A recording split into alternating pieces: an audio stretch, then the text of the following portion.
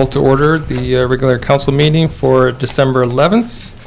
Could I have a motion to adopt the minutes of November 27th, Committee of the Whole and Regular Council?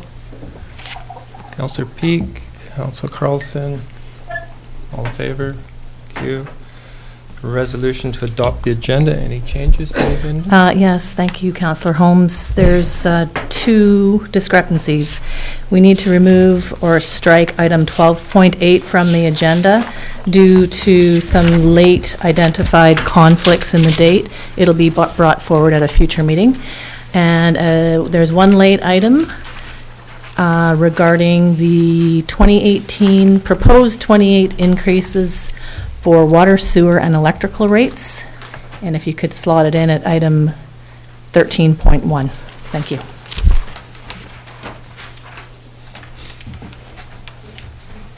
Okay, motion to adopt the amended agenda. Councillor Barkwell, Councillor Boots. And all in favor? Passed. Now we'll go straight into public hearing for zoning bylaw amendment 905 Wharf Street, bylaw number 2017-035. Just read the public hearing statement. This public hearing is being held pursuant to Section 465 of the Local Government Act.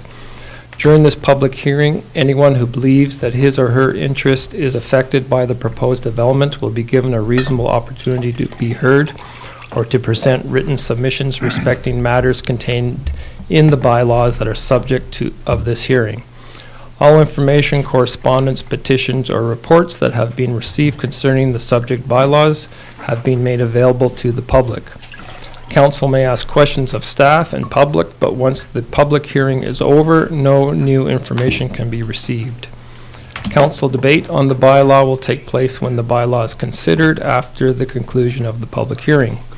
At that time, any questions of staff will be for clarification purposes only. I will be inviting the public to come forward and present their comments. Speakers are asked to state their name and address. For the record, speakers are encouraged to limit their remarks to 5 minutes and should include all of the relevant information in their presentation. Further opportunity will be afforded for all persons to speak a second or third time once all persons have had an opportunity to speak. I would now ask the Director of Development Service to introduce the first item. Thank you, Mr. Mayor. As noted, it's a rezoning application for 905 Wharf Street. The rezoning is to rezone the property from RSD3, Residential Estate Lot Zone, to RSD2, which is our large lot zone. The subject rezoning application is in order to facilitate the subdivision of the property from one lot into 2 lots. Thank you, Mr. Mayor. Thank you. Is there any correspondence received? Thank you. No, we have received none. Okay. Is the proponent present? Would he like to say anything? No? Would anybody else like to say anything? It's the opportunity for those in attendance to present their views for the first time. Anybody in attendance like to present their views for the second time? And would anybody in attendance like to present their views for a third time? No. So I'd like to have a motion to close the public hearing. Councillor Boot, Councillor Traynor, all in favor? Thank you. Got through that. Moving along. Delegations, the Summerland Chamber of Commerce.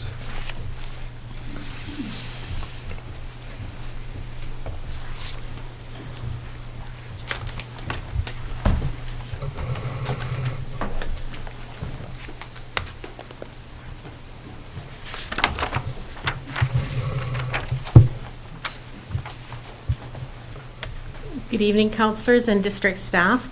I'm Christine Petco, Executive Director for the Chamber of Commerce here in Summerland, and we're here this evening to make the second of our biannual presentations to Council for 2017. With me this evening is our President, Eric Thompson.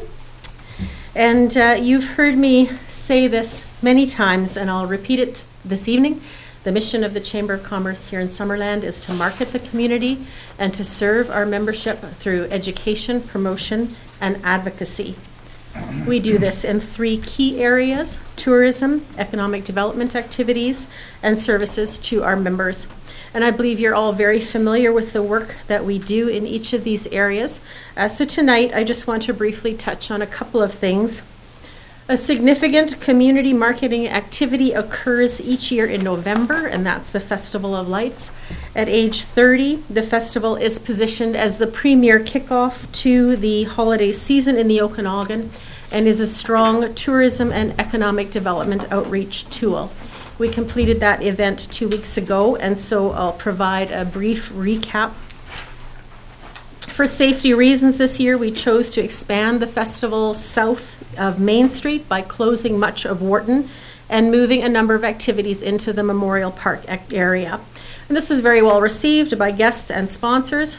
2 new stages were created, a children's stage at the park band shell, and also we created a story circle on the library plaza, and both of these were programmed for approximately 2 hours. A festival program and map were new for 2017 and gave us the opportunity to create a welcome letter from Mayor Waterman and from the Chamber, as well as to further highlight our sponsors. There were a number of safety and logistics needs that we had identified from last year, and these were addressed, and we very much appreciated the significant support from the District of Summerland for the added safety and guest comfort elements that were provided. These things were new for this year, and we learned a lot that we will take forward into future planning. The festival saw a 50% increase in sponsors this year. As well, there was a 20% increase in vendors, and attendance was also excellent and estimated between 7,000 and 8,000 people on the streets.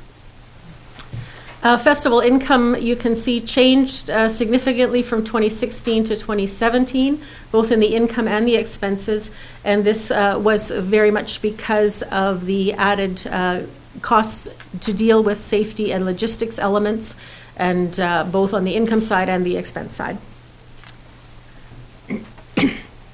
It's always good to dream a little bit about how the weekend could be expanded. This year, the Kettle Valley Steam Railway contributed to the expansion by adding 2 fall festive trains on the Saturday of the Festival of Lights weekend.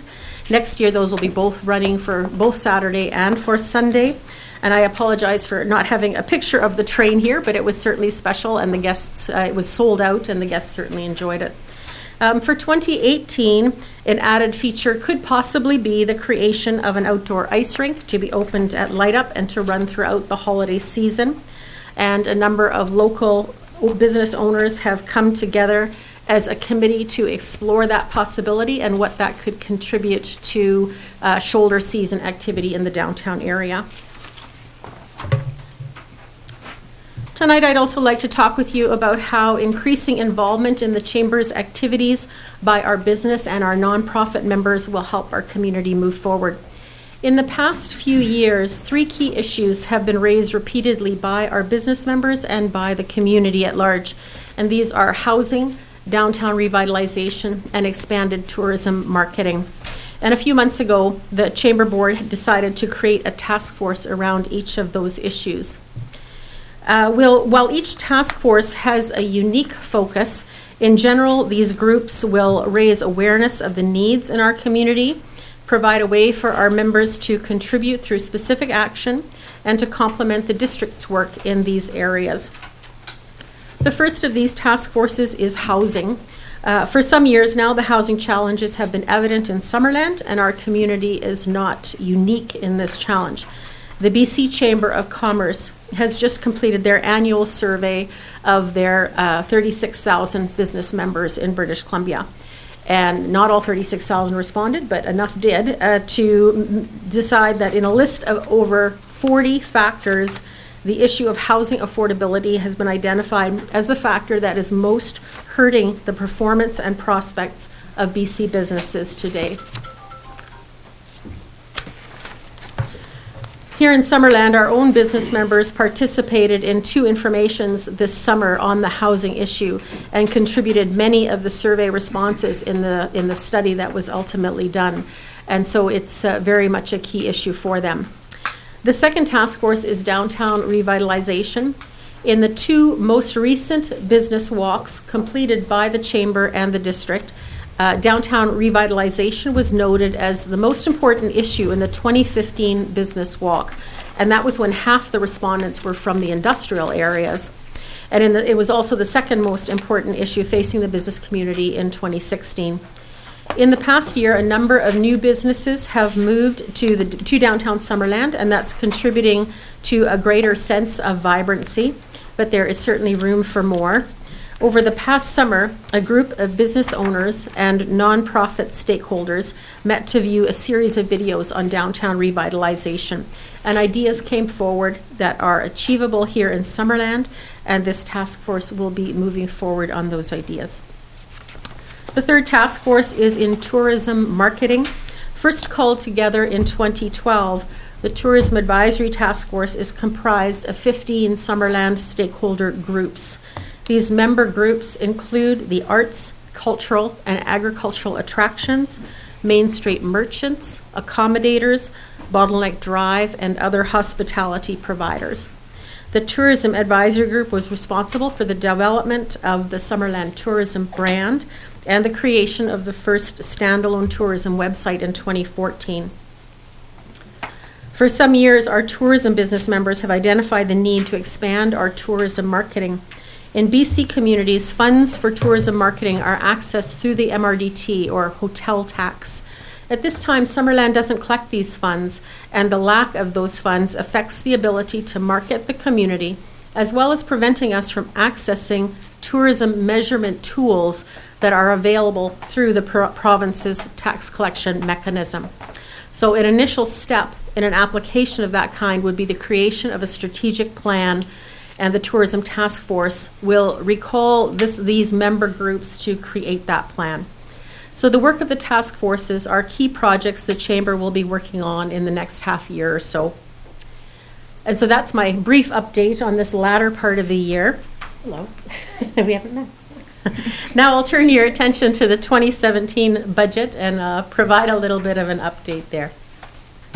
These are still fluid numbers. This goes up until the end of November. I think that on the income side, as well as the expense side, the Chamber is operating in the black, as we normally do. We had expected some rental income this year, and that unfortunately has not panned out. So that's where the big change is on the receipt side. And on the disbursement side, the most significant change on this one would be on the event line, and that is because, again, of the changes in expenses and income specifically for the Festival of Lights. And other than that, there's still a month's worth of budget items to add to this document. So, do you have any questions for this evening? Thanks, Christine. I heard nothing but great things about Light Up this year. I think that expansion really worked, and I know the Arts Centre was absolutely hopping. The Bottleneck Drive, they ran out of wine, and but they managed to keep their glasses this year, which I think they lost a lot of last year. And the museum got 300 people, so the spillover was just tremendous. Yeah, we were really pleased to hear of the museum's changes there. That was big news. Any questions? Councillor Peak? Yeah, I too thought the expansion really worked well. I had a question regarding the task forces. Is there a time frame that they will be doing their work and coming back with whatever report they have? The Housing Task Force is planning a community consultation session early in the new year, and then they'll go from there. And the other task forces are meeting early in the new year as well.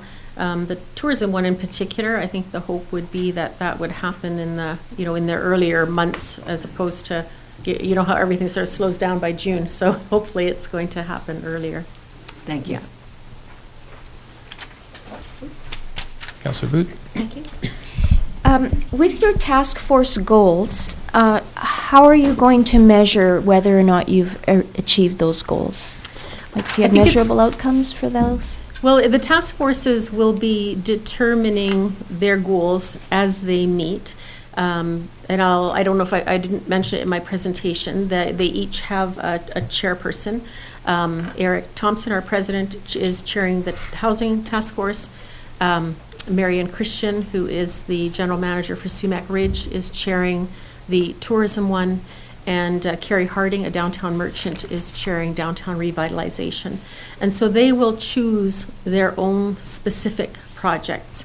And I think the main goal is that the task force choose, once they've decided what the project options might be, that the board had decided that it would be a good plan to choose one and just really focus on getting that one project done. And so, the goal is to get that done and then move on. Okay, and then just further to that, so based on the question that Councillor Peak just asked, and I think you may have mentioned it, that you're looking at about a 6-month? Well, tourism as an example, the strategic plan is a key activity for that group. And so, that depends on the engagement of consultants and getting the group together to do that. But I think that would be certainly reasonable to have that. So you're looking for some kind of a tourism plan Yeah. at the end of that? Yeah, in order to move forward with an MRDT application, the province requires a comprehensive 5-year strategic plan for a destination or for an organization to create. Okay, Yeah. thank you. I know the housing task force, because I'm on it, is working quite closely with the district, but is considering that we're also doing, the district is doing downtown plan. Will you have a similar kind of connection with the municipality? That's how the board has designed the housing, or all of the task forces, in order to make sure that cross-communication is there, for sure. That's my understanding from our most recent board meeting. I think that's a yes. Sorry, put you on the spot there. Any other questions? No? Could I have a motion to receive the information? Councillor Boot, Councillor Peak, all in favor? Thank you. Thank you, Christine.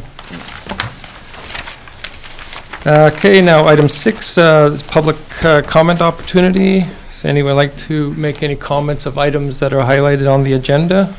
Please step forward. Good evening. I'm Henry Seelman. I'm residing at 14395 Heron Road in Summerland. I would like to address item 12.7, Jones Flat and Garnet Valley Water System Separation Project update. First, I'd like to applaud Chris and his gang for getting the job done on time and almost on budget. And I drove along Garnet Valley Road. As you know, we're interested in having bicycle lanes on both sides, and the initial intent was to have about 1.1 meter wide lanes on both sides. Then there was an update here July 18th, where for a number of reasons, primarily cost, that was not achievable. And council was informed that there would be narrow sections. So I drove along there a few days ago. Great surface all the way up to where the gravel road starts. But I am a little disappointed by those bicycle lanes. And there are some areas where I'm really concerned about safety. And I know some signage has been put up. But there's 3 things I would like council and staff to encourage, maybe to keep in mind. The very narrow sections as you go up on the left side, which will be the west side, there's strips where you have about 10 centimeters, maybe 20 centimeters of width. And you have a slope to your right, which is very steep, probably 7-8 meters down. We may want to consider putting seasonal speed limits in there to 30 kilometers. I think motorists and cyclists needs to be alerted a little more than they currently are with signage, that this is going to be very tight. The other area, when on the other side of the road, I noticed the hillside is reasonably steep. Not much has been done so far to stabilize it. I don't know if more work is planned. But even now I can see how gravel has rolled down and is spread across the bicycle lane. I think it's really important at the beginning of the cycling season that is being cleaned up and maybe checked a couple of times. And also I would very much encourage to involve the RCMP or maybe the citizen patrols to do some early checks regarding speeding users of the new road, because it's very inviting to go fast. All these ideas that I would like you to consider to just improve the safety for cyclists. Thanks again for a good job. Thank you. Anyone else?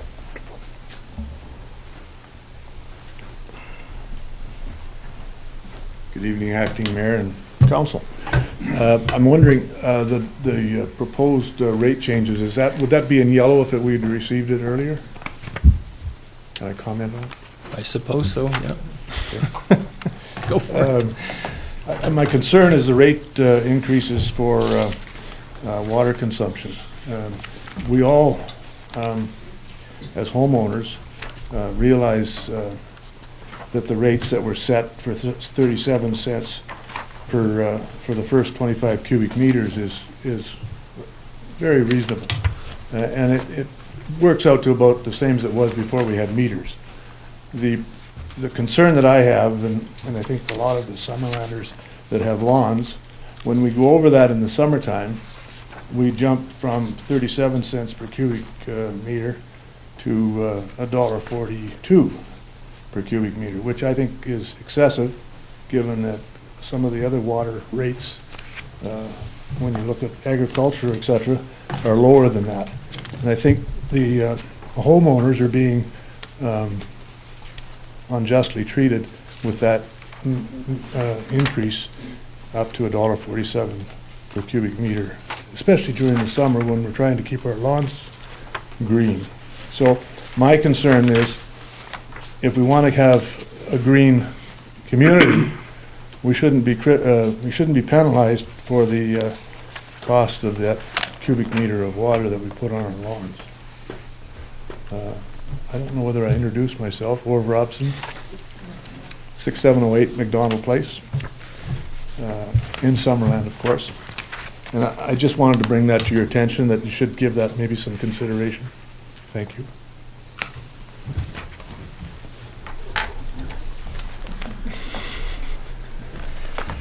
Anyone else? No? Thank you. Then move on to the mayor's report. There will be no mayor's report because there's no mayor. And Mayor Waterman is sick today, so that's why I take the chair, because I'm the acting mayor for December. We rotate it, and so I drew the short straw. No, you didn't. CAO's report. Just a couple of things, Council. First of all, I'd like to introduce Lori Mullen. Lori is our new manager of recreation. She started 2 weeks ago now, and she comes to us from the city of Penticton, where she was the recreation and culture manager in Penticton for the past many years and has much experience prior to that as well. So we welcome Lori, and Lori will be speaking to a couple of reports today. I'd also like to announce some not so great news, and that is that this will be Tricia May's last meeting with us as the manager of legislative services. Tricia will be returning to her home on the island and be leaving us, but we would like to wish her very well, and she's brought a lot to us over the last however long, 2 years that she's been here, as far as Jeremy and her working hard to get that legislative services department where it is now. So we will miss Tricia. We'll really miss you. Thanks. And then just a reminder that we here in Summerland actually close our municipal hall and other offices for the Christmas break. So Monday, December 25th, it'll be closed obviously and it'll be closed right through to January the 2nd, Tuesday, January the 2nd. Public Works offices are also closed, and we operate on a skeleton staff as far as on call. Obviously, we're in snow time. And emergency call-outs and things, but they're also very much reduced down. Just a couple little notes. We've got a number of RFPs issued right now. A system impact and interconnection study RFP regarding the solar energy. There's still quite a bit going on with the solar project. You don't necessarily hear too much about it since we're waiting for grant applications. We won't hear for those until the New Year's, but we're still working on the rural dividend side of things. Tammy especially is got a number of things going on. She informed me that we held a training workshop for the fire department recently regarding safety around solar and other renewable energy systems, since that's the way of the future. Summerland is really taking a leadership role on this matter. The Certified BC Safety Authority code instructor that did this training discovered in his research that no other jurisdiction had previously requested this type of training, and it's quite complex and important when you have these new systems. So that was appreciated by the fire department. The LED streetlight retrofit RFP will be issued later this week, we're hoping. Council probably all knows, and maybe discussed it in the meeting that I was away, that the invitation to submit offers to purchase land, the Wharton Street site sale and development, has been issued and posts and closes January the 26th. And then lastly, just around recycling. Right now, there's a great deal of confusion around recycling and the materials that are allowed, and why other materials are not allowed. And I think that as staff, we're going to be looking into some suggestions for some more education, maybe some public information sessions. We have people that are quite upset. It's not our program, it's the Multi-Materials BC program. It's a provincial-wide program, and the fines are increasing, and the contractors are getting fussier and fussier when there's what they consider contamination in the products. But it's causing grief to some of our community members who haven't been able to understand the material completely, and it's enough people to realize that it's just not that clear. So we've been trying to improve the materials that we're sending out on behalf of MMBC, but also looking at other ways that we can improve that. So just in case you do hear of anything and this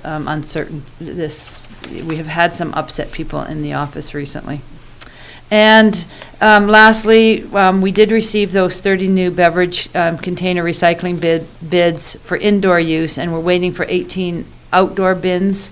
They should arrive any day, and they'll be placed in the new year. And that's my report for today. Okay, thanks. I think for the recycling, that their new brochures went out last week, is that correct? Yes, that's right. I Yeah. found those really useful. I learned in that, actually, you can't recycle paperback books. So who would have thought that, right? But there you go. Yes, they So- did try to update that, and that's our first step in trying to make it much clearer. We'll have to burn them instead. What about Yeah. hardcovers? No more hardcovers, yeah. Okay, any unfinished business? No. Okay, item 10, correspondence, any information items anybody wants to pull out? No. I'll bring the report forward. Okay, thank you. Seconder? Councillor Trainer, all in favor? Thank you. Development Service Reports. Director of Development Services. Thank you. First, we have a development permit application. This is an environmentally sensitive development permit. This application is coming in as part of a subdivision application. The proposal is to subdivide a property off of this particular lot, and in the process, dedicate a portion of the roadway that currently isn't dedicated roadway. The area within that's proposed for development is within an ESA 3 low environmentally sensitive area. Thank you. Okay, thank you. Any questions? Councillor Peak? Thank you very kindly, Mr. Mayor. Dean, is this a natural severance because of the highway? Is this part of the reason they're considering it, or a natural severance because of the highway, or is this? This is our section of the road that's previously dedicated.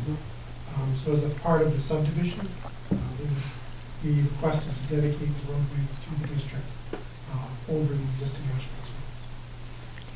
Thank you. Any other questions? Anybody want to bring a motion forward? Councillor Carlson? I will move the development permit as written at 11.1 on Garnet Valley Road be approved. Seconder? Councillor Peak? Any discussion? All in favor? Passed. And the second one? Mr. Mayor, the second application is a development variance permit. This application is for 4628 Williams Avenue, and the application is in order for increase the site coverage on the property from 40 to 45%. And the applicant indicates within their submission that they require a larger covered area on their back patio, which contributes towards the site coverage due to reactions with the sun. Thank you, Mr. Mayor. Thank you. Any questions? Councillor Peak? Yes, I make note that this is for health reasons, and it is only a 5% increase. So their option was to maybe only have one area of the patio covered, but they've opted to cover all 3 areas. Is that correct? Correct. Have we received any correspondence on this particular item? Thank you, no, we have not. Thank you. So, this one and next one. Yeah. Any members of the public like to, Proponent first. or proponent, is the proponent here? Would he or she like to say anything? No? Any members of the public? No? Any further questions from council? Councillor Peak? I'll bring it forward. That the development variance application for 4628 Williams Avenue to vary the zoning bylaw to allow lot coverage from 40% to 45% be approved. Seconder, Councillor Boots, all in favor? Or any discussion? No? All in favor? Carried. Okay, moving along. The second development variance permit application is for number 102-8218 Pollock Terrace. This particular variance application is for 2 parts. One is to reduce the side yard setback for an accessory building. The second portion of it is to allow for the accessory building to be sited in the front yard area. The way this lot is configured, it's a very unusual shape and configuration. In question was brought forward about the addressing for it. It's actually addressed off Pollock. As a result of that's the way you actually get to the property. So the actual driveway comes off the end of Pollock Terrace to the property, not from Nicola. The portion that you see that's a extending piece from Nicola Place is not their access. It's just a connected piece to create legal frontage. So it's a very unusual shaped lot. It has a large statutory right-of-way that carries through it as well, further restricting the siting for an accessory building. They've proposed to place the accessory building at a 0 lot line setback with the adjacent property owner. Thank you. Any correspondence received? Thank you, none. No. Would the proponent like to say anything to this application? No. Any members of the public like to say anything to this application? No. Any questions from council?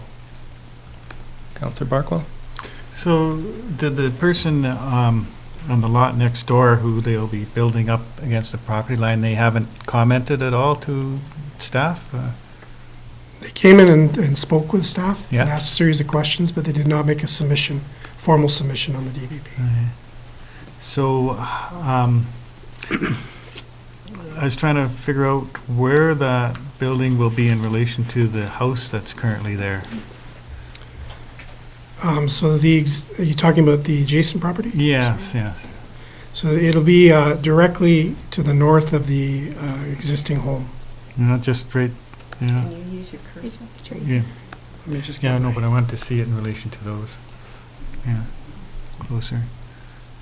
And So this is where that's it's, just their backyard then, is it the people's house that it's going by?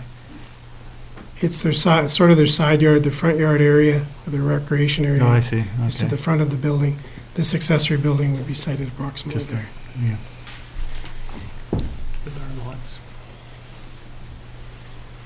Councillor Booth? Thank you, Mr. Mayor. While you have the little red dot there, could you show us where the driveway is off of Pollock? Goes down the side through an easement, and this is how you access the Oh. property. So although this looks like where you would have a driveway, Mm-hmm. this is not where your driveway accesses. There's an access easement over this property and a So it's- shared driveway Oh, I connects see. up and allows you access to the building. So the easement is across the neighbor's That's correct. They own, the other neighbor owns that, okay. It's a shared driveway. Mhm. If I may. Councillor Pete? Yeah, I did drive by this. I didn't go in on the property, but it was appeared that there's a lot of constraints because of the panhandle shape of the lot. I thought that was a good description, so I certainly understand why they're seeking this.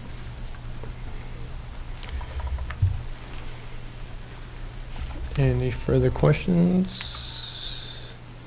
I'd like to bring a motion forward. Councillor Trainer? I'll bring forward the recommendation at 11.3 as written, and it be approved. Seconder, Councillor Barkwell. Any discussion? All those in favor? Carried. 11.4. So the next application is a non-farm use application. It is for 8115 McLaughlin Road. And the application is a supporting recommendation to council is around providing a resolution forward to the ALC with this application. So they've made an application through the ALC to have a non-farm use allowance for this property. So there was a covenant that was registered on this property that does not allow for residential development. The property owners are seeking this non-farm use in order to allow for a single-family dwelling to be constructed on there as their caretaker residence, and they outline in their application the security and operational concerns they have around that. So this was done in order to allow for the operation to create some subdivision in the past and not consolidate the parcels together into one parcel. The applicant's desire is to retain the existing lot structure, so the operation has more than one property involved with it. But they're seeking this support from council to add to their application to the ALC. Thank you. Thank you. Any questions? Councillor Barkwell? I read the history of this and such, but I'm puzzled about one thing. My understanding is that if a lot is less than 2 acres, then it wasn't ever included with the agricultural land reserve. And even the house and this lot together doesn't add up to 2 acres. So why is it in the agricultural land reserve? My understanding is these parcels were included originally and they were as one large operation, but left in their broken legal status, so they have multiple parcel lines. Previously, when they applied, and you'll note in the report, there was a request to actually consolidate the parcels.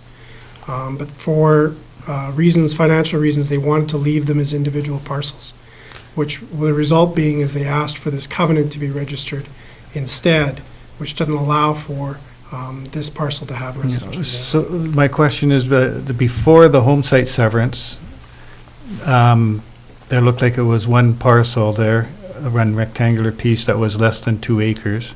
Was it also then at one time together with the larger lot next door, and it was all one larger 5-acre block or something, and there's been 2 severances? Or The proposal, I'm not sure. I don't know okay, if yeah, it there's just seems odd that there's, because if it's less than an acre or 2 acres, then you could just apply, get it out of the land reserve, couldn't you? Is that how the regulations work? Not for this particular portion, because it's part of the ALR. Well, They're that's not what- proposing to subdivide No, this section off, just to change the uses permitted. all right, I won't worry about it any further. You're going historical. Well, I'm just wondering why it's in the land reserve when it's such a small parcel, whether it was part of the, and it would impact my decision on, they're obviously going against making an application of what to ignore an agreement that they made before when they put the covenant on the property in order to get the severance, and I wondered if there was a further severance before that even.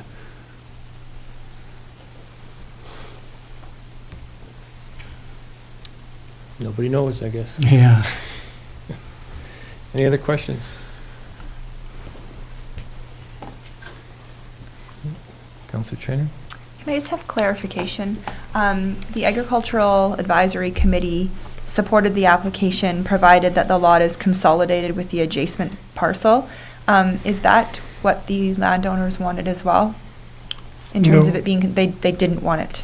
No, for financial reasons, because of the way they're set up, they wanted to retain it as its own parcel Okay. and that's what I not thought. consolidate the properties. Okay, So their application is to not consolidate. The Okay. Agricultural Committee recommended that consolidation go forward, but that's not the recommendation to council at this point, is around the ELC's permission to allow for the covenant to be discharged by the ELC.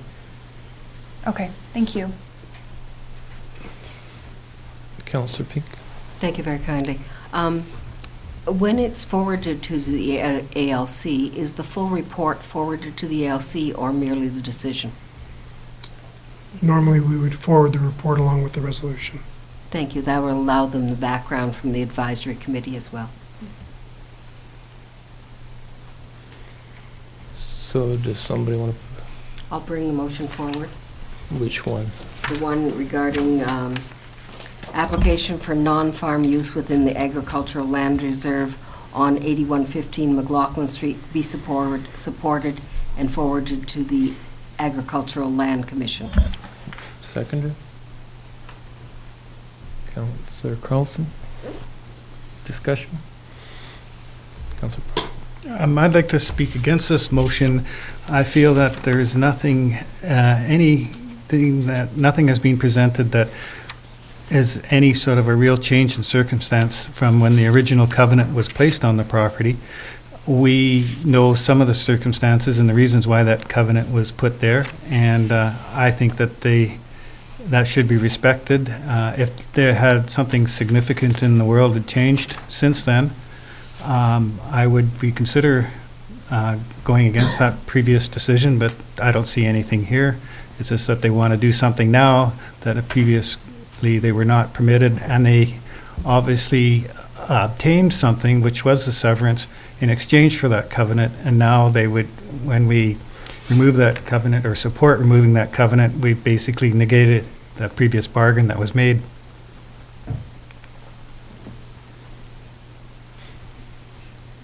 Anybody else want to say anything? Councillor Booth? I'm agreeing with Councillor Barkwell on this one. I also do not support the application as it's been presented to us.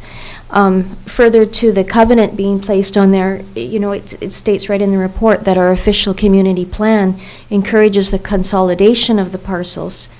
I'm not sure why the application couldn't move forward to the Agricultural Land Commission without having the request for the covenant to be removed.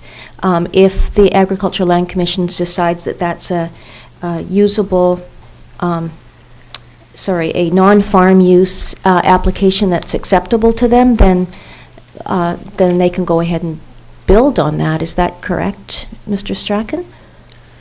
The non-farm use is the type of application that the Agricultural Land Commission has requested the applicant use. Right. But it's actually, the applicant is to discharge the covenant. That is the application is presented. So this is just the format that the ALC's asked for it to come to them in. As a non-farm That's use correct. application, but they're requesting that the covenant be removed, right? But it wouldn't alter the A1 zoning's requirements nor the ALC's requirements. Right. Yeah, As far I as having understand a that. single-family dwelling on that property. Okay. But there's no other changes to the agricultural uses that are proposed. It's Right. just it would allow for a single-family residence to be constructed on the site. Yeah, I understand that. I also don't agree that the covenant should be removed. I think it should be as we've discussed. Anyone else? Just for clarification, so this is, council's resolution will be forwarded to the ALC for their decision-making process. The decision is ultimately with them. So if council wishes to defeat this motion, then we would ask that another motion be presented to give some advisement to the ALC on council's wishes. Councillor Carlson? Just a comment that the comments made by Councillor Barkwell and Councillor Boot, I actually do agree with them, and it raises some, it helped clarify the issue for me.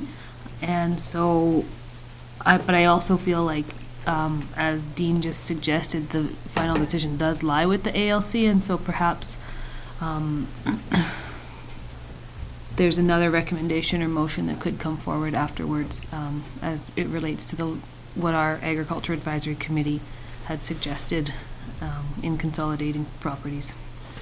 Yeah, I think I'd be prepared to support the Agricultural Advisories Commission's suggestion. I think that's what the ALC originally proposed, and it seemed to be the best way to ensure that it remains agriculture. So I can't myself support the motion that's on the table, but I'd support another one. Councillor Peak? I might have some difficulty with the possibility that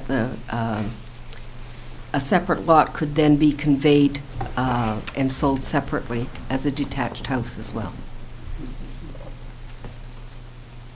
which is what I understand to be the case. If it were to remain as a separate parcel, the parcel itself could be sold with a single-family dwelling on it, that's correct. And that would occur if this resolution was supported? Yes. Yes, that's correct. That's what I understand. I wanted to make sure my understanding was correct. Okay, call for the vote. All those in favor? All those opposed? Motion's defeated. Anybody like to bring another motion forward? I'll bring forward a motion that the application for where is it? That the application be supported providing the lot is consolidated with the adjacent parcel as suggested by the previous ALC resolutions regarding the subject property.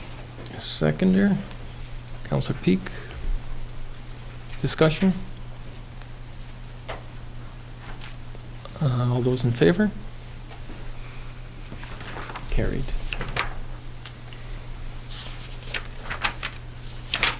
Okay. Staff reports. Letter of support, Summerland Food Bank and Resource Center.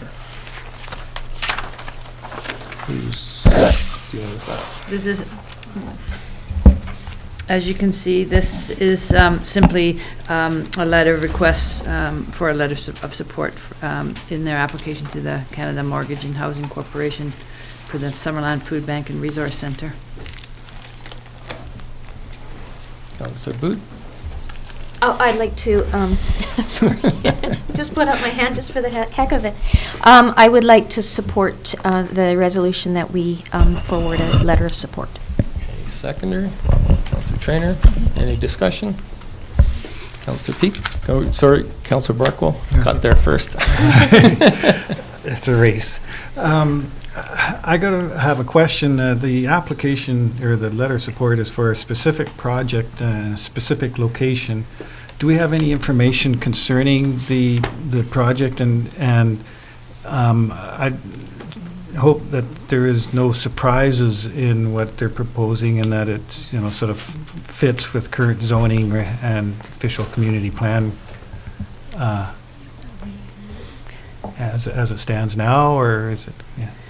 I think it's important, and Mr. Stockton can give some more details, but it's important to keep the whole process of development and whether it conforms separate from the theoretical idea of supporting an initiative in general. We're not supporting the application for the development at this point in time. We're supporting the concept of affordable housing development in Summerland because council can't preempt, you know, even if you did know some more information on that development, you still wouldn't be basing this decision on if you support that, because you need to wait for the actual application and the details. Well, that's, you know, what I want to be clear of, and the concept is great, but it refers to several floors of affordable housing units on the downtown site of the current church.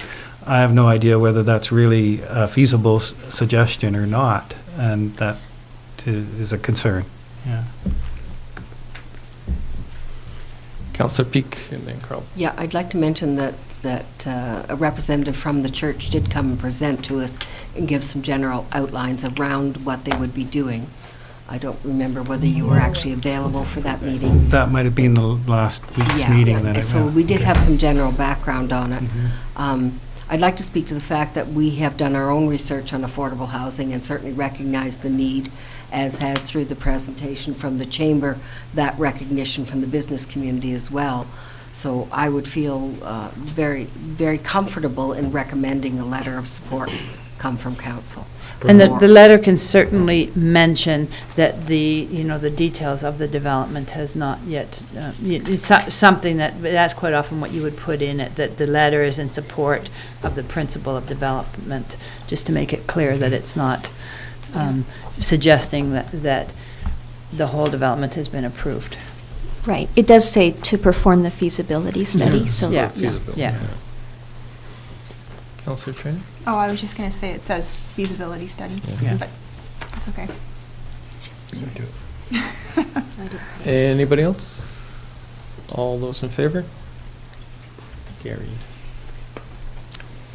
Okay, 12.2, This Rural is- Dividend Fund. This is, as council's aware, we brought to your attention a couple meetings ago that, or I don't think it's that long, that they opened a new intake of the rural dividend fund with a really short deadlines for application. We've been successful in every application we've put into this program. We were not expecting a fourth intake, so as the same as every other rural dividend intake, there's different categories. This particular report is in regards to the smaller one, the $10,000 project development application.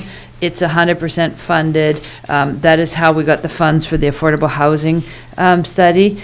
So amongst staff, they had some discussion and have made this recommendation to considering an application for the District of Summerland Employment Lands Inventory and Review Project.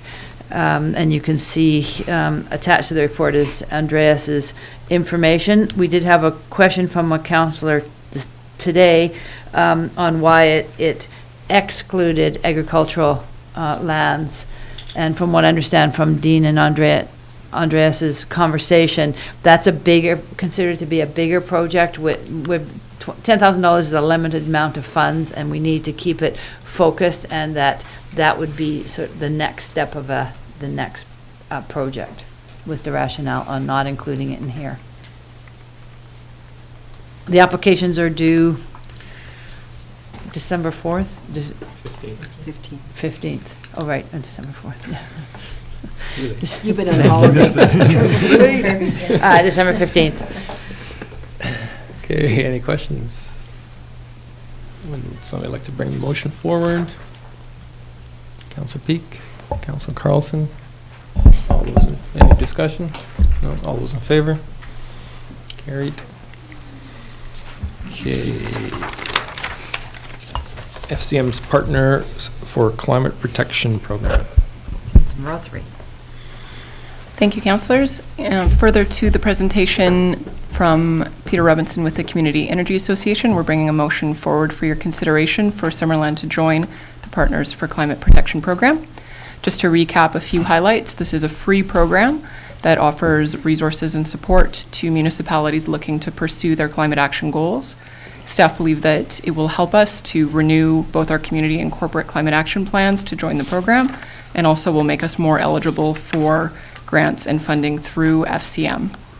The support that the Community Energy Association offers in supporting municipalities who join the program is one of the prime reasons that we've decided to bring this forward for your consideration, because we think that their support will mean quite a bit of a reduction in staff time that's needed, because they'll be able to help us with a lot of the reporting and paperwork. There's more details in your report, and I'm happy to answer any questions. Any questions? Councillor Trainer?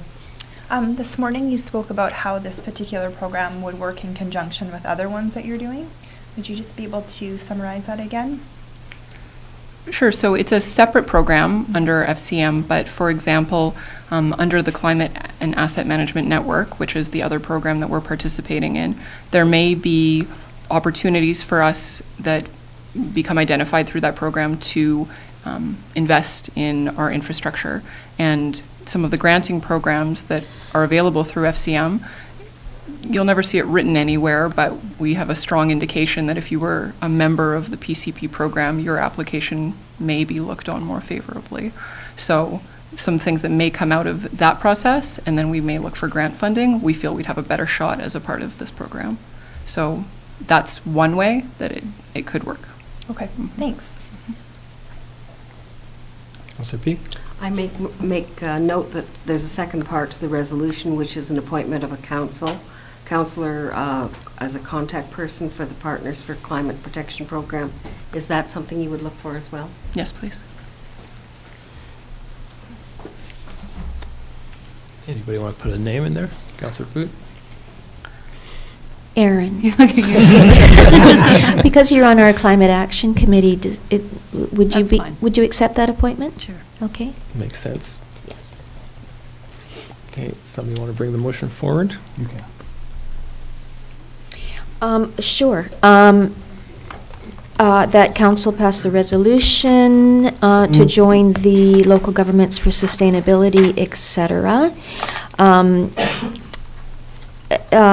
Council report from Tammy Rothery, by which the District of Summerland joined the Partners for Climate Protection Program, and that Councillor Aaron Carlson be the point of contact for the Partners for Climate Protection Program. Good. Seconder? Councillor Traynor? All in favor? Carried. Giants Head Mountain Trails redevelopment. Lori will start that one. Thank you, Mr. Mayor and Council. Is that on? Is it working? Well, first of all, I'd just like to say that I'm thrilled to be part of the District of Summerland team and to be able to do what I love, the provision of parks and recreation in the community in which I live. And I'm really looking forward to the opportunity to work in the community and really build the future of parks and recreation in Summerland. So thank you for the opportunity. I've been requested to do a couple of update reports to Council. The first one is the Giants Head Mountain Trails redevelopment plan.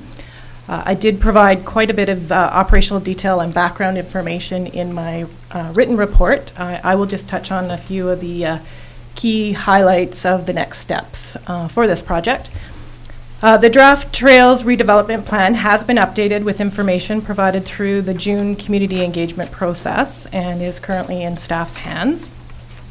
I will be, I've met with the Rotary and I will be providing that draft plan to them for their input, and Bench Site Design Consultants have offered to meet with the Rotary as well to provide detailed information on the updates that have been made to the draft plan. I will also be providing the draft plan to the Rec Commission. We are meeting in January 11th, so they will also have an opportunity for providing feedback and input into the draft.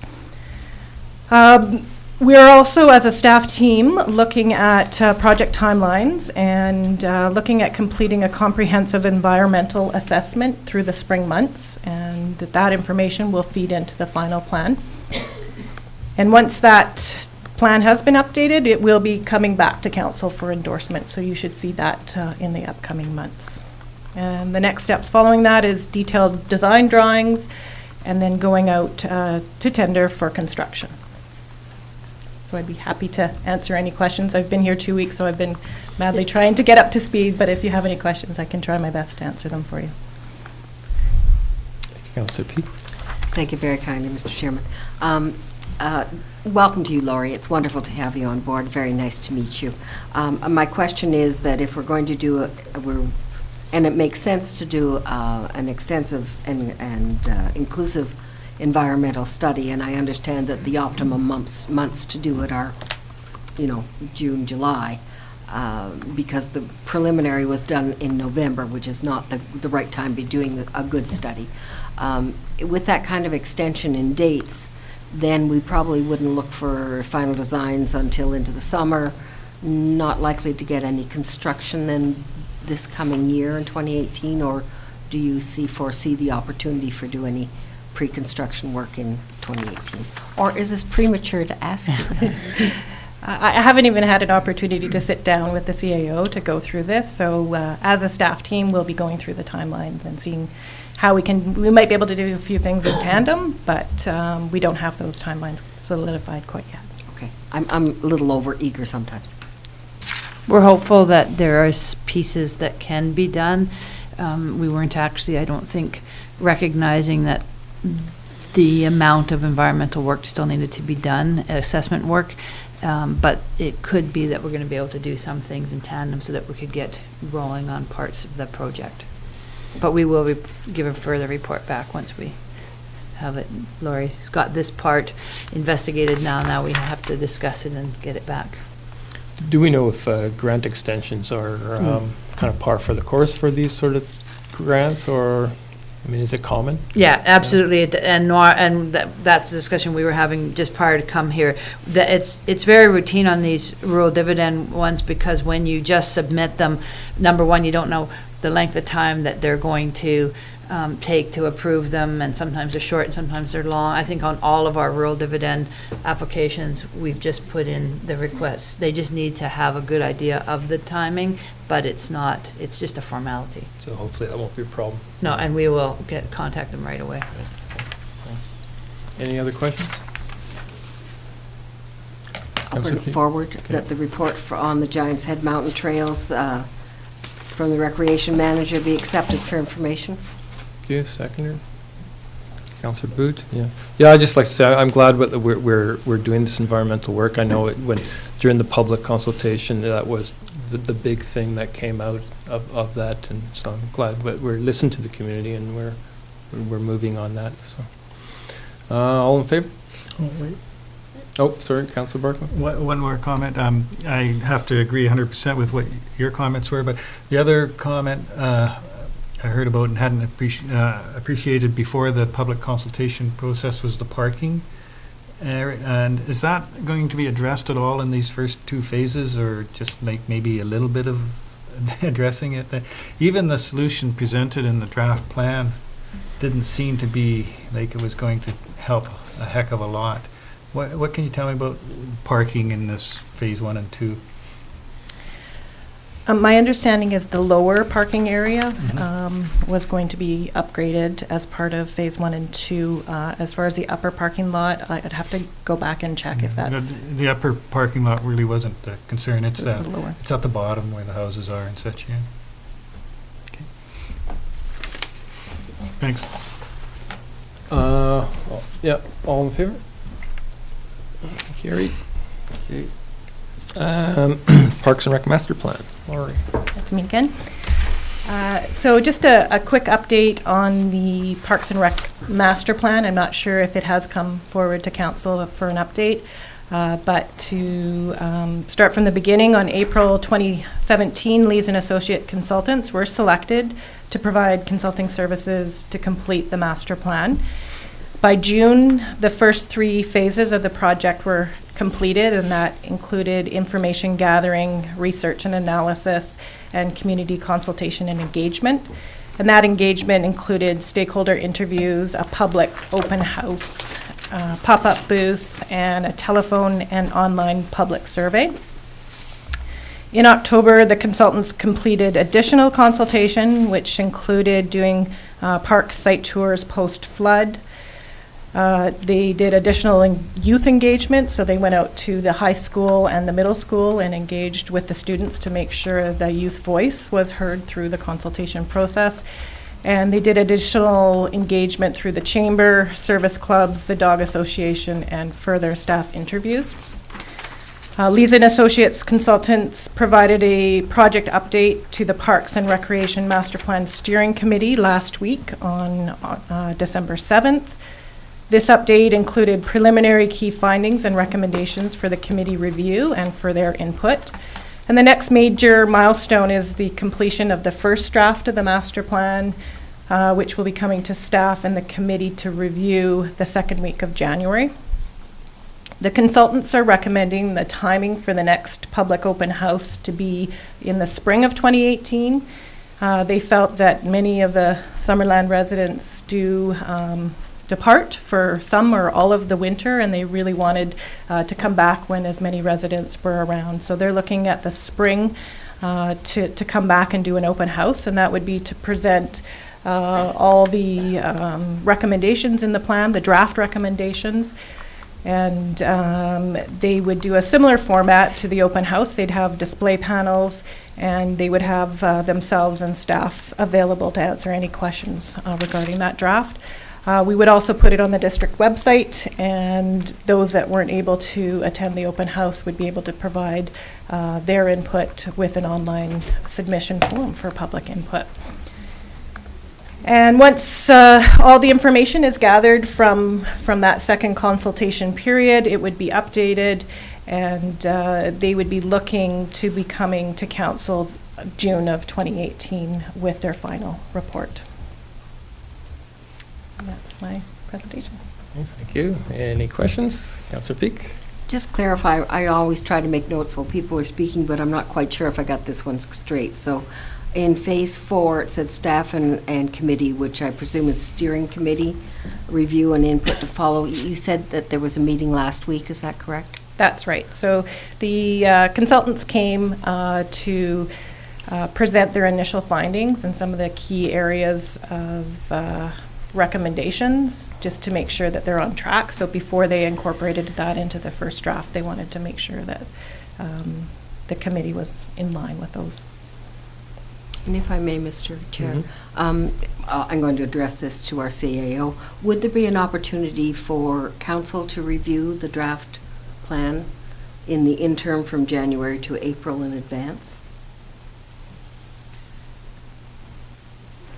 That's certainly, council could certainly get a copy of the draft if that was your wish.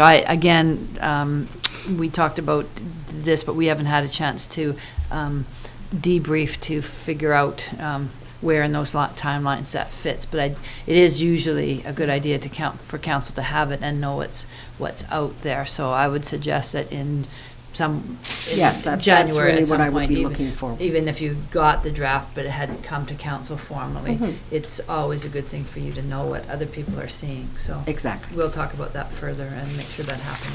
Thank you. Councillor Traynor? Will any information that comes forward from our asset management plan need to be incorporated into this plan, or do they kind of coexist together? They coexist to a certain extent, and they've had discussions with various staff members on the asset management plan, and I believe they've even had a conversation with the consultant. So it's interesting timing, but it's sort of the next step too, where it's even more important. But there has been some. So they reflect each other, I guess, is what to a certain extent. Okay. Yes. Thanks. Thank you. Lori, during the youth engagement, and I know that you weren't here then, but in the report, can you tell us the kinds of things that came up from the youth? I'm wondering, I would think maybe the skate park, but if there were other things that the youth really wanted to see in our recreational plan, master plan? I know the consultants are going to be compiling. I did ask for that myself, and they didn't have a compiled consultation summary, but they promised me they would provide that, and I just haven't received it yet. Okay, thank you. Any further questions? Councillor Peak?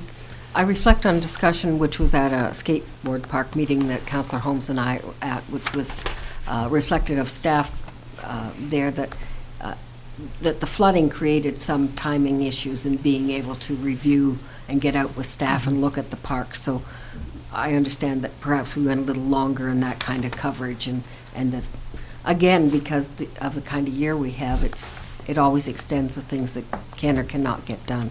So I'm pleased to see it moving forward. Somebody want to bring this forward?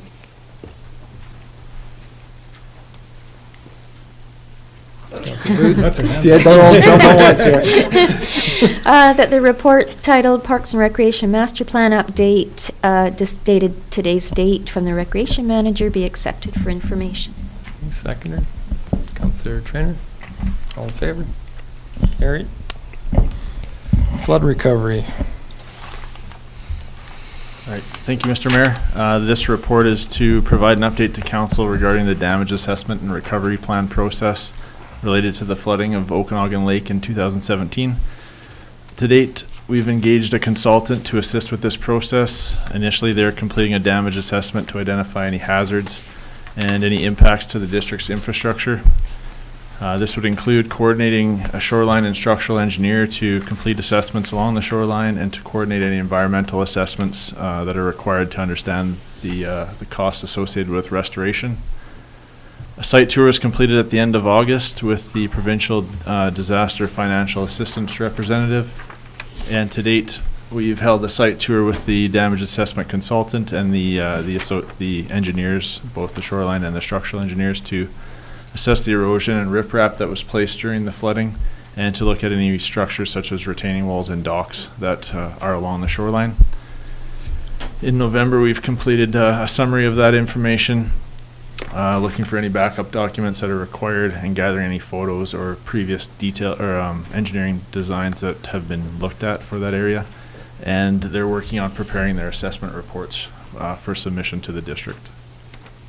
So moving forward, we'll be looking to receive those draft preliminary engineering reports, look at what projects are going to come out of that, and look at prioritizing those and reviewing those with council. Then moving on to initiating the recovery plan, which would then be the design and cost estimates of that work, and then working with DFA to get in the project approvals through that process. And once we have those, then we can look at tendering and constructing those projects. Any questions?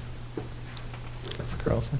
I think the most important one that a lot of people have on their minds are those docks going to be built by next summer? Is there a chance? I see that it March to May and then initiating projects, but it's tough on the beaches when, especially on Rotary, when that doesn't exist. It'll certainly come up also in budget. I mean, to a certain extent, the prioritization is council's prerogative, and you will see what the capital program looks like for this year, and if it's not a high enough priority and council wants it to be, you can certainly direct us to move it as such, so it will come up in budget conversations. Councillor Trainer. Do we have any idea what percentage the province will be covering for this, for any of these projects? So initially, the damage assessment falls under the response piece, so it's 100% funded. As we move into the recovery piece, it'll be typically 80% would be the maximum funding that would be received.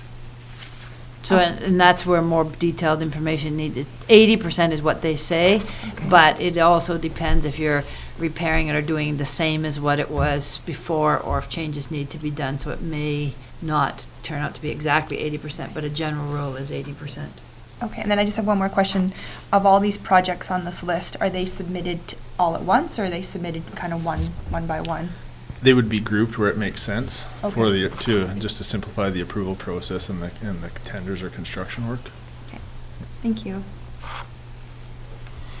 I was just wondering if the assessed damage included any trees that might have been damaged or killed, or no. Do we know what kind of condition those shoreline trees would be in? Yeah, we've completed an assessment of the trees that were damaged with our staff. However, they're not covered under the DFA program for funding. So if we want to replace them, it's on us.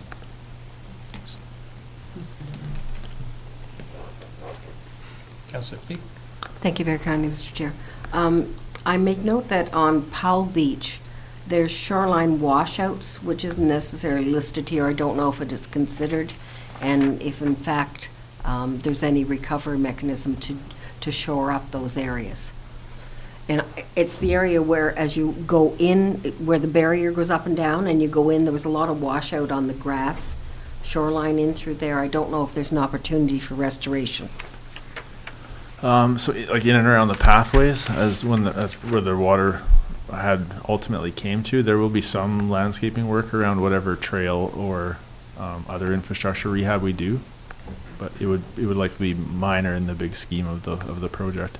there's going to be a pushback, I think, from any work that's between infrastructure and the water.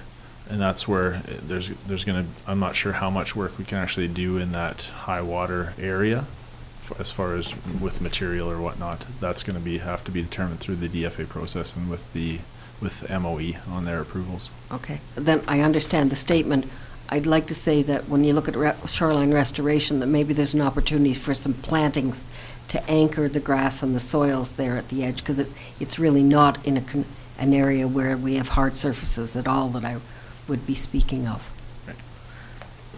Do we know if the lakeshore path can be restored to its previous state, or are there some sections that might be too unstable now or washed out?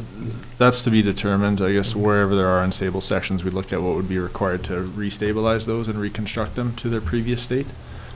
So to date, we don't have anything to show that they can't be. Right. Okay. Councillor P. A further question, and it's really because I don't see it as part of the report, if there's a financial impact, meaning, and I can't always remember our discussion, so the consultant we hired, is that covered by our budget as present? Is it part of the recovery funds? That kind of a question. 100% under recovery, so the province deemed it as a response. So that's made it 100%. So anyone, if it was 100% cost instead of 80, because it was considered response to the instead of recovery. I'm pleased to hear that. Thank you very much. Councillor Barco? I thought for sure when Councillor Carlson was talking about the question in everybody's mind, it was going to be how much money are we going to get, but I was wrong.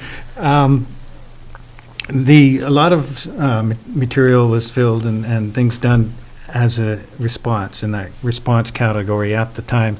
So, and that's 100%. So when we, for example, dumped a lot of riprap along the road or the pathway, which maybe would have been done sooner or later anyway, we still get 100% of that because it was done during the emergency? Absolutely, because it was done in response, and then and then you can leave it there. The part that we've been dealing with is that not all of the reporting got done. There was a little confusion over authorities, and that we had the authority to be doing it, but you still needed to be involving MOE and DFO at the time, and that's been a lot of work for the public works crews to just backtrack now and get all the paperwork done that needed to be done on that, but we don't lose the funding for it. Mm-hmm. So that's good. We come out of it not as far behind as you might otherwise. Yeah, just one comment. As part of the assessment, though, will be to assess what was placed during those emergency works, because they weren't necessarily designed or constructed. They were done in an emergency manner, so it'll have to be assessed if their integrity will last and will be able to stay in place. Otherwise, it may need to be removed, regraded or recompacted, and then replaced in a more stable and under better circumstances than where it was put in initially. You're bursting my bubble. Yeah. I appreciate the thoroughness of which we will be looking at all those aspects. I have a question in regards to Councillor Carlson's question, whether, and I understand it's a judgment, whether we would look to replace or have the opportunity, even in a time frame and physical way, to replace, for instance, the Rotary Beach wharfs. And my question perhaps would go to the CFO. If the opportunity and the decision is made by council to advance a particular dock in a particular area, and we're not in receipt of the funds yet from the province, is it possible to use funds from a reserve to do the work and replace the funds in that reserve? That's a good question. In short, the answer would be yes. And my other question would be the timeframes in which, when we do the filing to the DFA, is there any experience in how long it takes to receive the funds? We've been told that they've engaged additional staff to help process the applications. Yay! However, we've also heard that some applications that have already been submitted are taking over 3 months to process. So I think it depends on what the project is, how complete it is, and they're encouraging correspondence with them prior to submission So that's definitely an avenue that we're going to look to take to try to expedite that process. But even 3 months, even if the process is done well and it takes 3 months, if we know we're getting the funds, it's, at least it's being processed, and as Chris said, there's additional resources. They recognize the impact it's been on the local government, so it's not as bad as it could be. No, certainly understand that, and my previous question really speaks to how you might get the work done in advance of receiving the funds. So thank you very kindly, Chris. Okay, anybody bring a motion forward to receive it for information? Councillor Trainer, Councillor Peak, all in favor? Carried. Jones Flat and Garnet Valley Water System. Thank you, Mr. Mayor. This is to provide an update to council on this project. Substantial completion was achieved on November 28th, 2017, which initiates the 1-year warranty period with the contractor. Any deficiency items that were noted at that inspection, they're attempting to complete this year, but any ones that are not able to be completed will be done in the spring of 2018. On the land acquisition side, we had 27 properties that were initially identified. Through the construction process, we looked at adjusting some of the road alignments and widths and have eliminated 7 of those from being required. So we're down to 20 properties where acquisition was needed. 12 of those, we have the agreement signed and returned. There's 8 that are remaining in negotiation, 5 that are looking at subdivision options, and 3 that are currently outstanding that we're working towards finalizing. In the report, there's a summary of the projected the total project costs. And still at this stage, some of these are estimations. We have progress payments up to the end of October. We recently have received and processed the ones for November, then we still have some outstanding here in early December. So as it shows, there's currently a projected overage of about $103,000 on the project. So based on the about $7 million project, that's about 1.5% that we were over on the total. That being said, once the final costs have come in, we'll look and report to council if there were any budget adjustments or if we needed to look at funding additional from reserves for the project. That being said, I guess there were no major unforeseens that were encountered throughout this complex and challenging project. And that was my report. So if there's any questions, council. I think we should mention once again that although there was no other unforeseens, the issue with the engineering at the beginning and the contribution by WSP of $250,000 was a fairly significant deal that could have been a nightmare for the district, and the fact that we pushed them and it's not that common that you can get $250,000 from an engineer from their mistakes, and I think more municipalities need to do that when there's mistakes made. More municipalities have to say that, hold contractors accountable rather than just saying, oh, there's nothing else that we can do, sorry, and move forward. So I was really pleased that they recognized that, and that could have been a whole different story on here, and that all of the district staff, it was a complicated project, a $7 million project, quite often goes off the rails in many different ways, from the works and engineering and utilities to corporate services and finance and the role that development services had to play. It very much was everybody involved in that project. So there's pieces that still need to be done, as Mr. Stillman mentioned today, with some signage and looking at things, but overall, it was really well done. Yeah, I actually drove it on the weekend, and one thing that struck me was, geez, that's a long road, and it was a huge job, and I think everybody can pat themselves on the back. So, yeah, it's great. Any questions, anybody? Councillor Peak?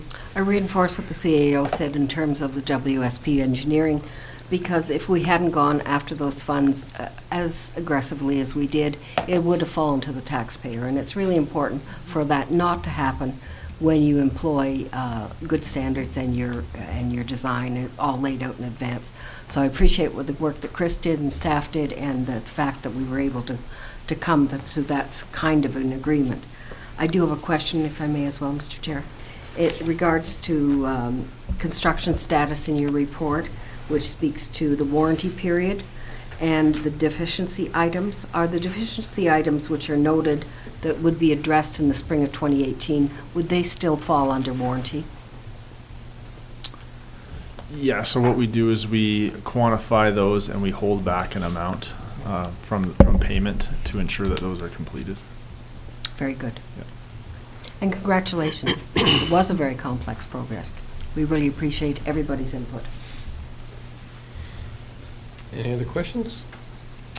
If somebody could bring the motion forward to receive the information. Councillor Carlson, seconder, Councillor Trainer, all in favor? Carried. 12.9, financial results. Thank you, Mr. Mayor. So the financial report presents the district's operating results for the general water, sewer, and electric fund operations up to September 30th. The comparative data includes 2017 budget as well as the actual year-to-date results for the current and prior years. The report highlights the most significant year-to-date fluctuations on both the revenue and expense side up to September 30th. As a whole, the district is financially stable, with revenues anticipated to hit budgeted targets and expenses to be within individual budget segments. Staff will be presenting a capital and operating project update to council at a special committee of the whole meeting on December 18th, and that will begin at 9 a.m. I don't believe that that's confirmed yet, the 9 a.m. There's a conflict, so I think that Okay. that's still being determined if it's going to be later. Okay. It'll be on that date. Okay. And that's my report. Okay, any questions? No? Mayor? Yep. Go ahead, Councilor Peak. Sometimes you write these notes and then you think, what does that refer to? My question, and maybe it isn't as cogent as I thought prior, but I will ask it anyway. It's 2017 work expenses have increased at $575,900 from September 30th, 2016 in creek area maintenance. And my question was, is some of this recoverable due to the flood response funds?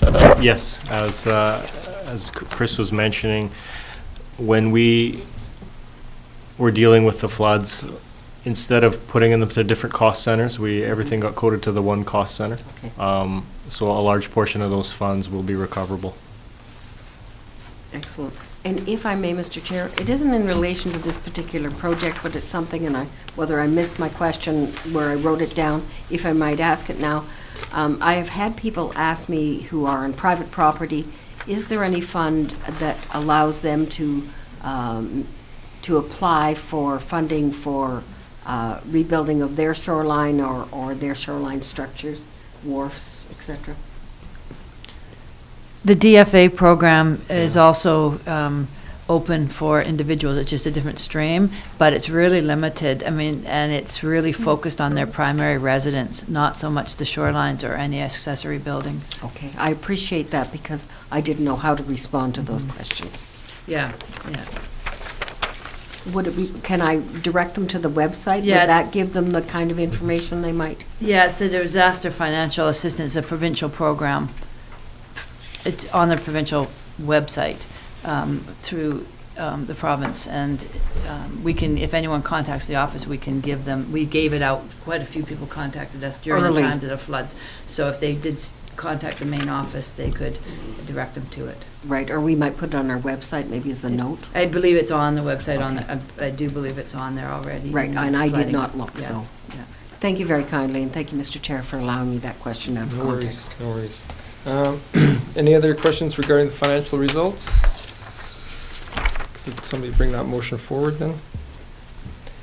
Councillor Peak, Will the report from finance be received for information? seconder. Councillor Trainer, all in favor? Carried. Okay, meter opt-out. Thank you, Mr. Mayor. At the November 27th council meeting, staff brought forward a policy framework to address the public requests around implementing an electrical opt-out program. Included with this policy was a fee structure that outlined the one-time cost to change out the meter, as well as a monthly fee to manually read the meters. Staff were directed to bring back additional information regarding the proposed fees for AMR electric meter opt-out customers. Following the meeting, the council meeting, staff met with the residents that had concerns. We discussed their feedback, and we also discussed that feedback internally and undertook a review of the options that were presented. As was discussed at the November 27th meeting, the fees that were brought forward at that meeting were calculated to be revenue neutral to ensure that these additional costs were not borne by other ratepayers. The attached report does provide a breakdown of these calculations for council's review. Staff was also asked to examine alternatives to reading meters on a monthly basis. In Summerland, all district utility customers are billed monthly. These invoices include sewer, water, and electrical charges, and they're all generated on one utility invoice. Creating a parallel framework whereby some customers have their electric meters read less frequently would be administratively burdensome, as financial staff would be required to manually adjust these customer bills each month. Add account reconciliations would also need to be done to ensure that invoicing was actually correct. In the past, the district has used both estimates and self-reporting for electrical usage for some customers for a variety of different reasons. However, we have actively moved away from these practices in order to minimize administrative time. Past experience with self-reporting has shown that this practice does not work as intended, and rather than making things easier, it actually creates higher costs than having a manual read completed. Now, given the difficulties in setting up parallel systems for such a small number of customers and the potential for additional costs that may be spread over to all ratepayers, staff believe the most cost-effective way to provide an opt-out program is to conduct manual reads on a monthly basis. And that's the end of my report. Okay, questions? Councillor Barkwell. I can understand the difficulties with the self-reporting system, although it sounds like a good idea. Probably it's one of those good ideas that don't work. But when it comes to entering it in every other month, what would happen if you're going to have to get a number from the meter manually and enter it into your system some way? So if you entered it in if you always used, I don't know, the previous month's bill, so the consumption was 0, and then when you went out there and put in the new number, and they would get billed for maybe 2 months' consumption at once instead of 1. I mean, what sort of administrative problems would that create other than their bill 1 month would probably be 0 if you didn't use an estimate? So, in speaking with my staff in regards to this, yes, what we've found in the past is when we're estimating consumption, especially for either water or for electrical rates, there's a lot of additional reconciliations that need to be done, not just on a monthly basis, but as time goes on. We've just run into a lot of issues with this type of self-reporting, and you said self-reporting. That's not what I. Well, manual reads, inputting, because there's chances for error on both sides. The customer can give you the wrong numbers. The clerk can input them incorrectly. There's just a lot more chance for error. Mm-hmm. Yeah, I don't think software isn't really set up to allow you to do that kind of stuff. Yeah, that's might be my experience. Councillor Peak. Yeah, I make note of the fact that we've received correspondence from the people that were concerned with this issue since the meeting with our staff. And while I appreciate the staff's report, I wonder what, there's a couple of things I wonder. Do we know what the charge was per household to read meters prior to having the automated meter reading? And I don't know that you were here when we did that, so I don't know if you even know that. Oh, I don't know. Because I do find the $24 a little high, and like Councillor Barkwell, I would like to find a way to ameliorate that kind of a cost. And I'm wondering if you did equal billing and caught up even on a yearly basis, whether that is possible. It still would not preclude the meter from being read on a monthly basis. Because we currently read meters monthly, and we invoice monthly.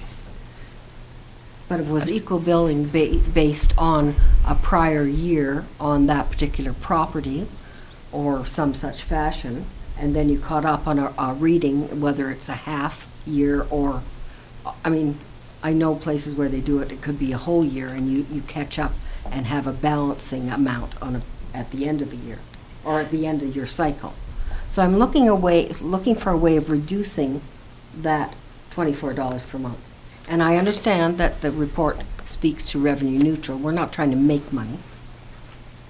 And we don't know in the end how many properties, we have, a couple or 3 or whatever now, and we may have more that wish to opt out of the automatic meter reading. May I just make a statement to, sorry. To my point. Just that, again, I was on vacation during this, so I haven't weighed in on it at all. But I think to some of the points that Councillor Peak has made and that has come up, the unfortunate piece is that I think the conversation should have happened or still could happen about what your philosophy should be without looking at the dollars and cents.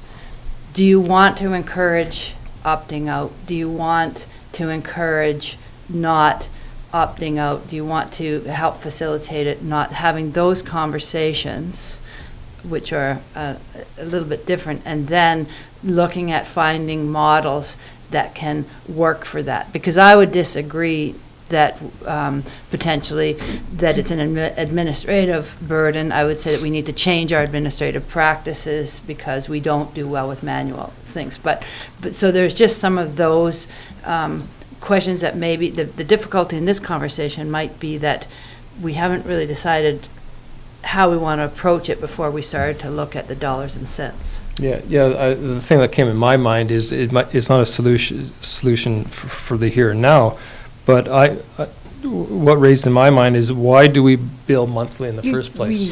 What is that? Is it just because we've always done it? Yeah. We don't. Absolutely. We only pay we only pay property tax once a year. So maybe we could. Why don't we bill everybody every 2 or 3 months? And would that achieve any cost savings? And could something really good come out of this? I think that's maybe not for a decision now, but it's something I think might be worth looking at. If I may, in conjunction with my remarks and the comments both from the chair and from the CAO, could we have a deferment of this particular report and have a further discussion, perhaps as a committee of a whole? I don't see that we need to rush into a decision on this either. So are you making a motion to I would table it? like to make a motion to table it, and we could have further discussion at a less formal setting than council. Are you seconding? I'll second that and add the comment that I like Councillor Peak's idea. When I think about my gas bill, it's the same every month. Whatever the meter read is irrelevant. They may as well just read it once a year. And because that's there's a reconciliation amount. And just a little point of order that you may not know, that when there's a motion on the table, Right. to table talking about something, something the else. issue can't be talked about anymore. The only thing that can be debated is whether or not to table. right. So I bring the motion, And you seconded it? and you'll I second it, seconded it. Richard? Okay, I might be out of order. I guess it depends whether we table or not. It depends is how urgent people want to be opting out. Because it's The comment that was made to me today is it's something that there's been a certain segment of population that have been asking for a couple of years, and that if it takes time to get it right, then it's not urgent. That's just, I don't know the wider spread, but again. I've had some discussions too, and I would reflect that same statement, so. Okay. Any other discussion, comments? I have a question concerning the process. So we table the motion, and when and how does it get on, say, a committee of the whole agenda for further discussion? I think I would have a conversation with my staff at the management meeting tomorrow, and we would look at potentially putting it on the committee of the whole meeting of the next council meeting, where we can actually have some good conversation about all the bigger issue not connected to the dollars and cents. And then we could get some direction on how to proceed with the actual money portion of it, to come back to a council meeting. So we wouldn't delay. We need to, when you table something, it's never a good idea to defer it any longer than it has to be. So I would see it coming back at the first meeting in January. So you got that? Absolutely. Yeah, okay. She's fast. All right. All in favor? Just a comment, at that meeting, can we discuss bi-monthly utility billing? We'll bring Or some not too history, early? well, no, we can bring some history on that as well in that conversation, because it has come up, even with this council, but briefly at the beginning of your term. So we do have some information on it, and then at least we could get some general direction from council if you want us to explore it further. The beginning of our term seems like an eon away. Okay, 2018 acting mayor appointments. Before you even start to look at this, the recommended motion from staff needs to be changed, and that is that November and December of 2018 should not be on there, because your appointment ends in October of 2018. I thought somebody just knew I was going to be reelected. Well, we know. Can I'm unavailable in March, and so I've spoken with Councillor Boot, and we would like to trade March and April. Okay, and I'm away for a week in February, so I wouldn't mind switching that up with somebody. I'll take February. Okay, and I'll take June? Sure. Okay. So then we have January Peak, February Trainer, March Boot, April Carlson, May Barkwell, June Holmes, July Peak, August Trainer, September Boot, October Carlson. Sounds right. I really want to be acting mayor during the election, right? Just you never know. You never know. I'll bring the motion forward as planned. All right, seconder? All in favor? Carried. New business, water utility rates. Yeah. All right, okay. So, what do we do? We could just, Yeah, I can speak to it. we can just, Okay. we'll- I go. It's all yours. So, the purpose of the report in front of council is to consider recommendations made by council at this morning's committee of the whole meeting pertaining to 2018 utility rates. At this morning's meeting, estimated 2017 financial results as well as the proposed 5-year capital plan for each utility were presented and discussed. The financial results illustrate that although the district's current utility revenues are able to meet current operating expenses, they are not sufficient to meet capital and future operational requirements. Conservative estimates show the district's annual renewal budgets for the water and sewer utilities should be approximately $2.06 million and $819,000 respectively.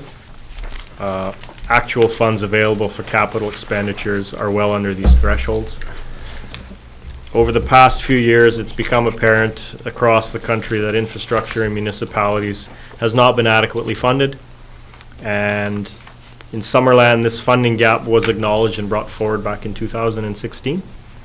Council held a comprehensive public information session at that time to inform the public of the infrastructure deficit facing the utility funds.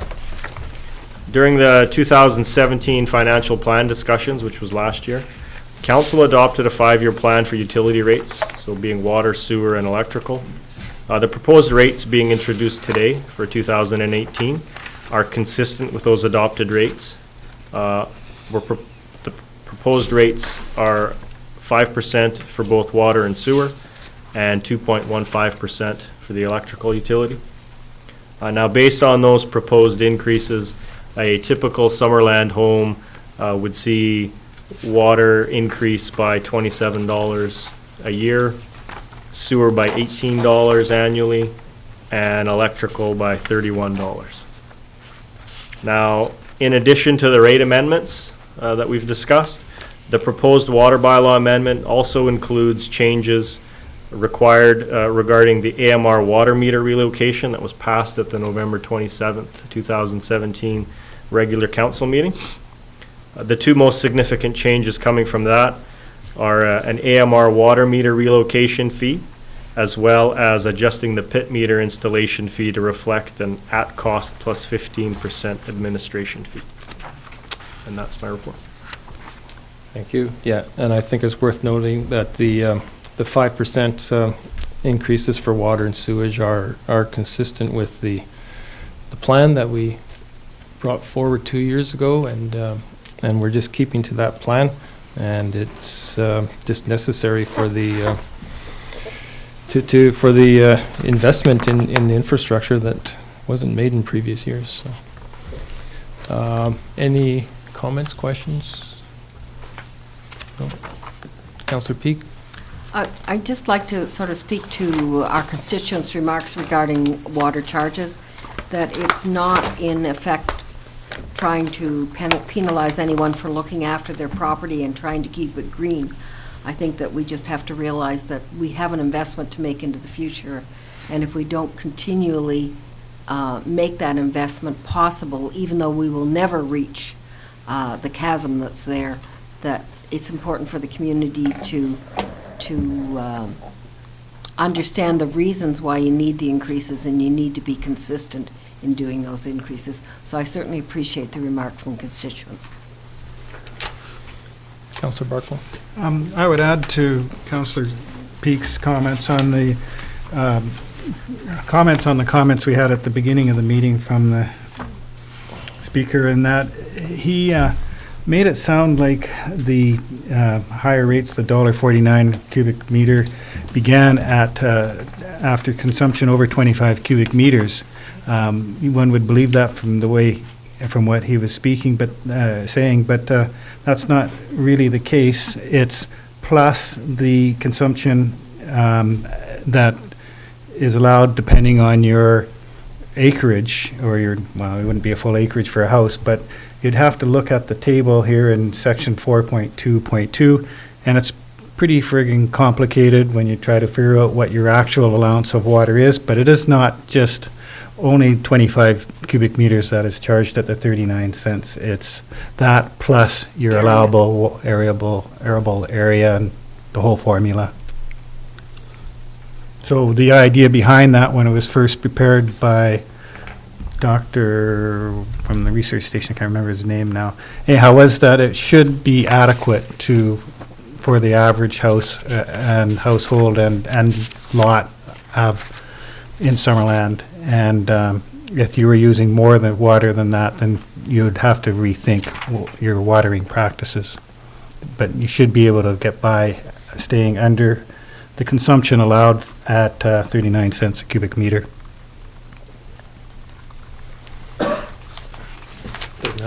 Doesn't matter how much I water my lawn, I kill it anyway.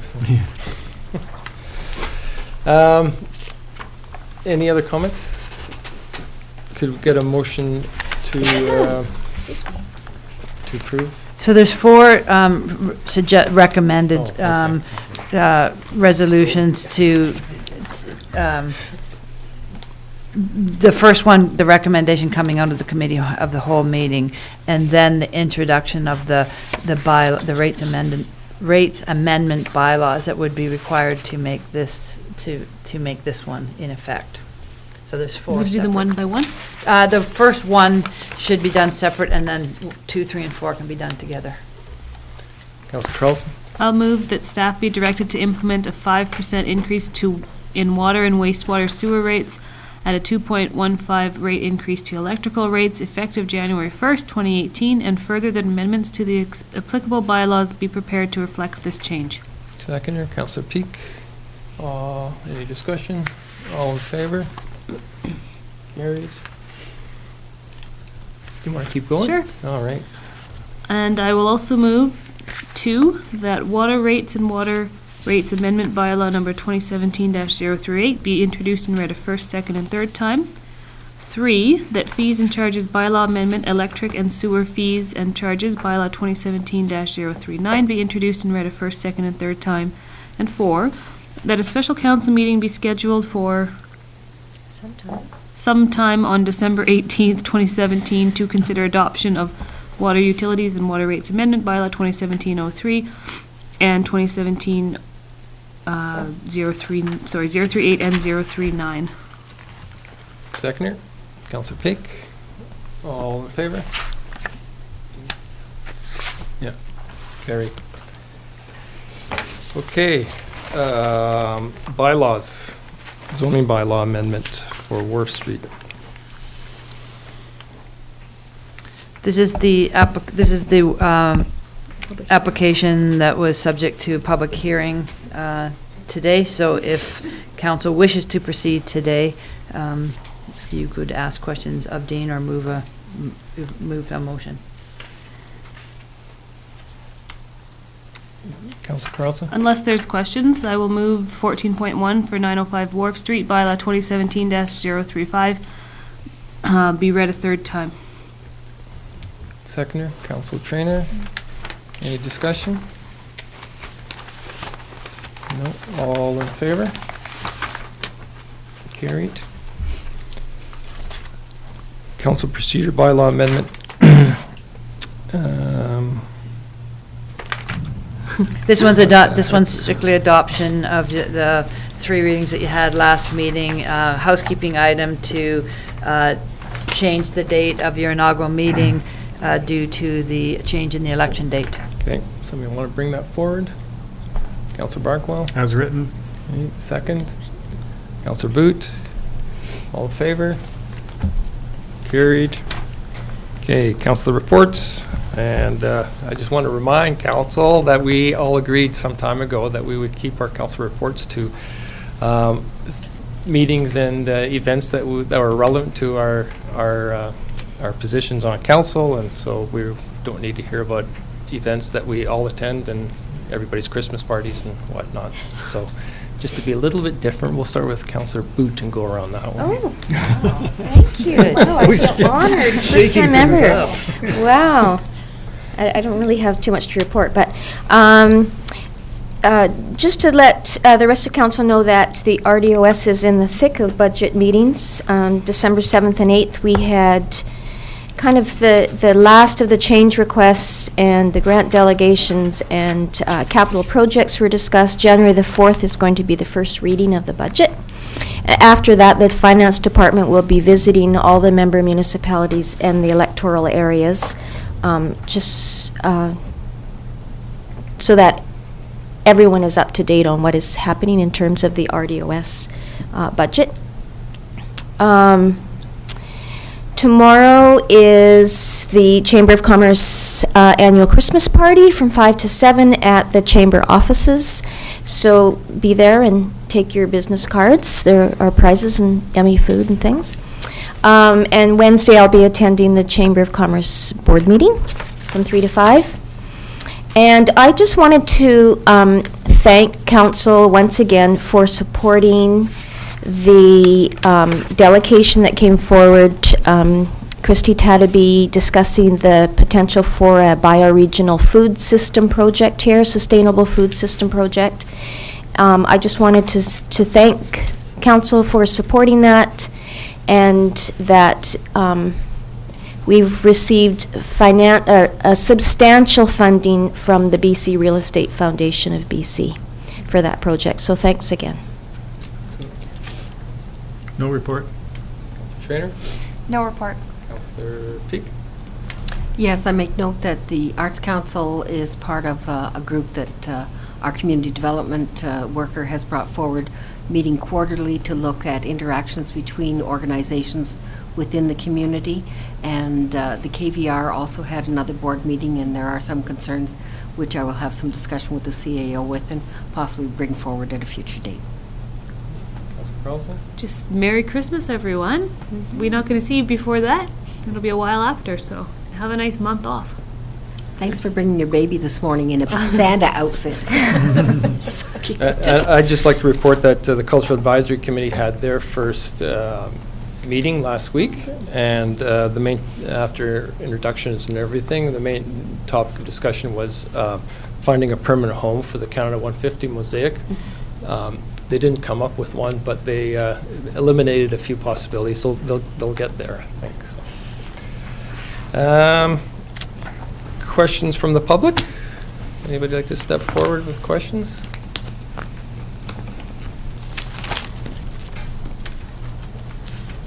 I probably won't be able to answer.